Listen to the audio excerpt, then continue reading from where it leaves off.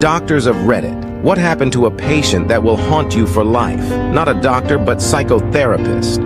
I had a patient who lost basically his whole family in a few months due to several diseases or accidents that were not connected with each other. His wife, both parents, and his daughter all died in less than half a year. In my field, I deal with loss and grief often, but I've never seen somebody so lost and devastated. There's a certain grade of cruelness in this life that's just not explainable, and the simple thought of how fragile everything can be shocked me deeply. What haunted me, in a good way, is the absurd strength this person had.